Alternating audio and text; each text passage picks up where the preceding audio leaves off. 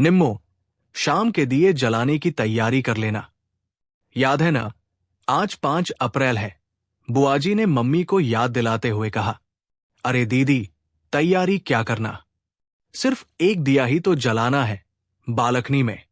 और अगर दिया न भी हो तो मोमबत्ती, मोबाइल की फ्लैशलाइट या टॉर्च भी जला लेंगे। अरे तू चुप कर, बुआजी ने पापा को झिड़क दिया। मोदी जी ने कोई ऐसे ही थोड़ी न कहा है दिए जलाने। कोर्ट आज शाम को 5 बजे के बाद से प्रदोष काल प्रारंभ हो रहा है। ऐसे में यदि रात को खूब सारे घी के दिए जलाए जाएं तो महादेव प्रसन्न होते हैं। और फिर घी के दीपक जलाने से आसपास के सारे कीटाणु भी मर जाते हैं। अगर मैं अपने घर में होती तो अवश्य ही 108 दीपों की माला से घर को रोशन करती और अपनी देशभक्ति दिखलाती। बुआजी ने अनर्गल प्रलाप करते हुए अपना दुख बयान किया। दिव्या ने कुछ कहने के लिए मुंह खोला ही था कि मम्मी ने उसे चुप रहने का इशारा किया और वो बेचारी बुआजी के सवालों का जवाब दिए बिना ही कसम सा कर रह गई। अरे जीजी, क्या ये घर आपका नहीं? आप जितने चाहे उतने दिए जला लेना, मैं अभी सारा सामान ढूंढ कर ले आती हूं। मम्मी की इसी कमजोरी का फायदा तो वो बरसों से उठाती आई है। बुआजी पापा की बड़ी बहन है तथा विधवा है। उनके 2 बेटे हैं जो अलग अलग शहरों में अपने गृहस्थी बसाए हुए हैं। बुआजी भी पेंडुलम की भांति बारी बारी से दोनों के घर जाती रहती है, मगर उनके स्वभाव को सहन कर पाना सिर्फ मम्मी के बस की बात है। इसलिए वो साल के 6 महीने यहीं पर ही रहती है। वैसे तो किसी को कोई विशेष परेशानी नहीं होती क्योंकि मम्मी सब संभाल लेती है, परंतु उनकी पुरातनपंथी विचारधारा के कारण मुझे बड़ी कोफ्त होती है। इधर कुछ दिनों से तो मुझे मम्मी पर भी बेहद गुस्सा आ रहा है।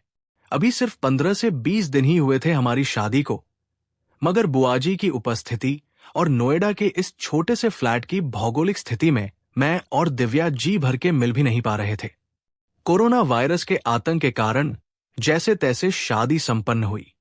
हनीमून के सारे टिकट कैंसिल करवाने पड़े क्योंकि राष्ट्रीय और अंतर्राष्ट्रीय विमान सेवा बंद हो चुकी थी। बुआजी को तो गाजियाबाद में ही जाना था, मगर उन्होंने कोरोना माता के भय से पहले ही खुद को घर में बंद कर लिया। 22 मार्च के जनता कर्फ्यू के बाद स्थिति और भी चिंताजनक हो गई और 25 मार्च को प्रधानमंत्री द्वारा लॉकडाउन का आह्वान किए जाने पर हम सब कोरोना जैसी महामारी को हराने के लिए अपने अपने घरों में कैद हो गए और साथ ही कैद हो गई मेरी तथा दिव्या की वे सारी कोमल भावनाएं जो शादी के पहले हम दोनों ने एक दूसरे की आंखों में देखी थी। 2 कमरों के इस छोटे से फ्लैट में एक कमरे में बुआजी और उनके अनगिनत भगवानों ने एकाधिकार कर रखा था। मम्मी को तो वे हमेशा अपने साथ ही रखती है। दूसरा कमरा मेरा और दिव्या का है, मगर अब पिताजी और मैं उस कमरे में सोते हैं तथा दिव्या हॉल में, क्योंकि पिताजी को दमे की बीमारी है, इसलिए वो अकेले नहीं सो सकते। बुआजी की उपस्थिति में मम्मी कभी भी पापा के साथ नहीं सोती, वरना बुआजी की तीखी निगाहें उन्हें जलाकर भस्म कर देंगी। शायद यही सब देखकर दिव्या भी मुझसे दूर दूर ही रहती है, क्योंकि बुआजी की तीखी निगाहें हर वक्त उसको तलाशती रहती है। बेटे, हो सके तो बाजार से मोमबत्तियां ले आना। मम्मी की आवाज सुनकर मैं अपने विचारों से बाहर निकला। क्या मम्मी, तुम भी कहां इन सब बातों में उलझ रही हो? दिए जलाकर ही काम चला लो, बार बार बाहर निकलना सही नहीं है। अभी जनता कर्फ्यू के दिन ताली थाली बजाकर मन नहीं भरा क्या, जो ये दिए और मोमबत्ती का एक नया शिगुफा छोड़ दिया। मैंने धीरे से बुदबुदाते हुए मम्मी को झिड़का, मगर इसके साथ ही बाजार जाने के लिए मास्क और ग्लव्स पहनने लगा, क्योंकि मुझे पता था कि मम्मी मानने वाली नहीं है। किसी तरह कोरोना वॉरियर्स के डंडों से बचते बचाते मोमबत्तियां तथा दिए ले आया। इन सारी चीजों को जलाने के लिए तो अभी 9 बजे रात्रि का इंतजार करना था, मगर मेरे दिमाग की बत्ती तो अभी से ही जलने लगी थी और साथ ही इस दहकते दिल में एक सुलगता सा आइडिया भी आया था। मैंने झट से मोबाइल निकाला और व्हाट्सएप पर दिव्या को अपनी प्लानिंग समझाई, क्योंकि आजकल हम दोनों के बीच व्हाट्सएप पर ही बातें होती थी। बुआजी के सामने तो हम दोनों नजरें मिलाने की भी नहीं सोच सकते। ऐसा कुछ नहीं होने वाला, क्योंकि बुआजी हमेशा बहू की रट लगाए रहती है। दिव्या ने रिप्लाई किया, मैं जैसा कहता हूं वैसा ही करना, बाकी सब मैं संभालूंगा।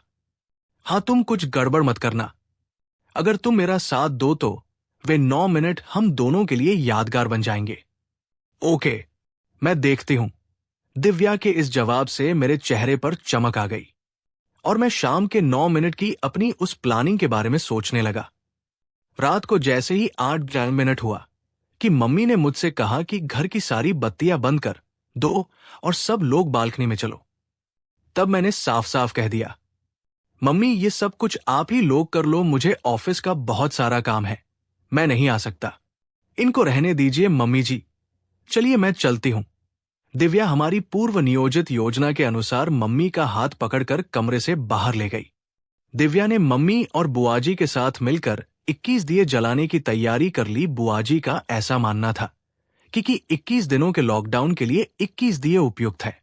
मम्मी जी, मैंने सभी दियों में तेल डाल दिया है, मोमबत्ती और माचिस भी यही रख दिया है, आप लोग जलाइए, तब तक मैं घर की सारी बत्तियां बुझा कर आती हूं।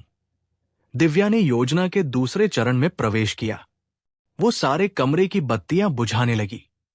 इसी बीच मैंने दिव्या का हाथ पकड़कर उसे कमरे के अंदर खींच लिया।